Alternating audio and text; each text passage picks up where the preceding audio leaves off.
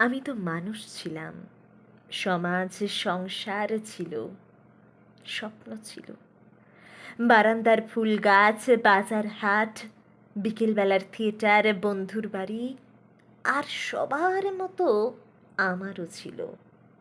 হঠাৎ কিছু লোক তড়ি মেরে মুহূর্তে আমাকে নিষিদ্ধ বস্তু বানিয়ে দিল। কার কি নষ্ট করেছিলাম আমি? কিছুই তো ছিল না আমার, শুধু ওই স্বপ্নটুকু ছিল। ওই স্বপ্ন সম্বল করে বেঁচেছিলাম সুখে স্বস্তিতে, ব্যস্ত শহরের ভিড়ে, রোদে ভিজে। আর সব মানুষের মতো আমার ওই সামান্য বেঁচে থাকাটুকু কেন কেড়ে নিতে হবে কারো? নিষিদ্ধ বস্তুকে গর্তে পুরে রেখেছে রাজার লোকেরা। ধর্ম ধ্বংস করা ডাইনিকে অবশেষে পাকড়াও করা গেছে। ঢেরা পিটিয়ে পুরো বিশ্বকে জানিয়ে দিচ্ছে খবর।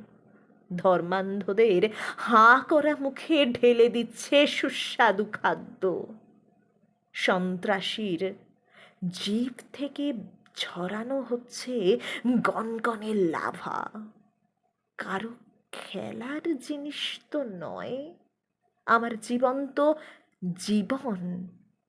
জনতার আদালত বলে কোনো আদালত কোথাও কি নেই?